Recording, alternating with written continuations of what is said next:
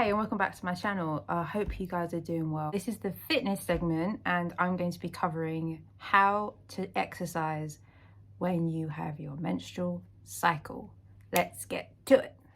So you're probably wondering, what are the 4 menstrual cycle phases that I need to know about that's so important? I didn't know about this until about a year ago and it changed my life completely. I didn't put a lot of pressure on my body. I didn't feel like I had to push harder.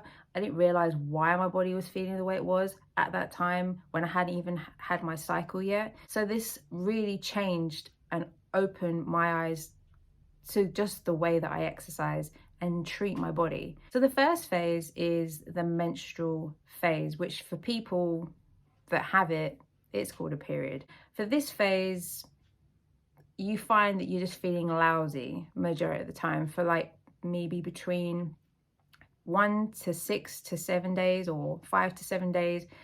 You're just feeling really low. And the reasons for this is because your progesterone levels and your estrogen hormone levels have dropped. So you maybe feel nauseous, you feel fatigued, you feel a bit ratty, you feel a bit moody, you feel a bit bloated. You just don't want to do anything. So what could you do if you're in a routine with your exercising and you're feeling a bit rubbish? For the first 3 days, I would recommend probably just taking it easy. Exercise can help with the symptoms you have, but pushing yourself too far could actually increase your cortisol levels, which is the stress hormone, and then you're going to actually feel a lot worse in the long run. So with this particular phase, I would recommend that you do swimming if you feel up to it, light walking, not so much of a run, but more of a jog, yoga, Pilates, just taking your time with everything that you're doing and giving your body what it needs to do, because it's doing a lot, girl. It's doing the most.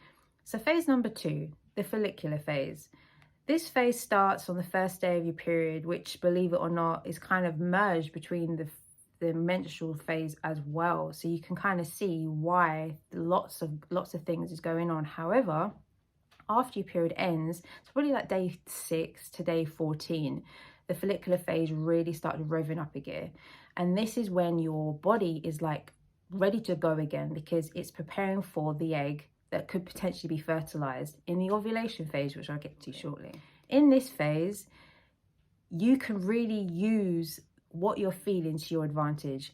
HIIT classes, high intensity level classes, strength training was the one thing that I realized I could do so much more. The amount of reps I did, the weight of the bar or any dumbbell that I was picking up, I felt like I was unstoppable. I felt so strong. So I decided that when I'm feeling that after my period, I'm ready to go, I utilize my training accordingly and I make a plan that fits that. The third phase, the ovulation phase. So by this point, your body is ready to release the egg.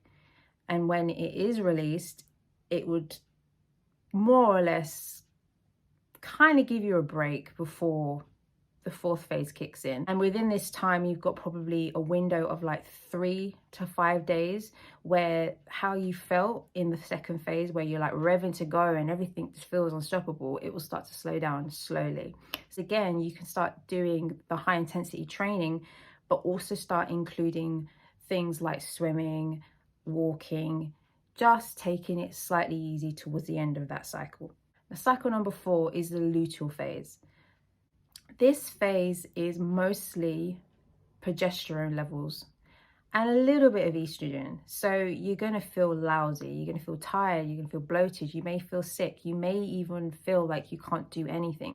That's your body again preparing you to have another period. With this phase, you find that again, you would probably do some light walking, you might do some swimming, anything that's low impact, perfect. So overall, these 4 phases are just basically you doing 2 weeks on heavy and beast mode and 2 weeks of taking it easy, but not so much in terms of your activity levels, but more on what you're doing. Something that I would strongly say to anyone that's going through what they're going through to get to this video in the first place.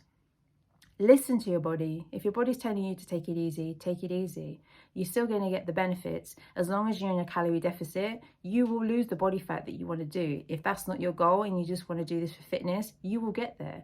Unfortunately, we have to train as women to utilize what our bodies are capable of doing in that moment. It's not that you're not doing your best. It's not that you're slacking. It's that your body needs you to listen to it and tell and give it what it needs. I really hope this video has helped. If you've enjoyed this video, please give it a thumbs up. Comment down below for anything that you may or may not have heard me cover and you want me to elaborate a bit more on that. Or if you just want to have more of a topic mentioned on my channel, because I'm here to cater you. And also, for the final thing, if you haven't subscribed already, click the button on the right hand side of the screen. And yeah, I'll see you in the next one. Thank you so much for watching. Take care.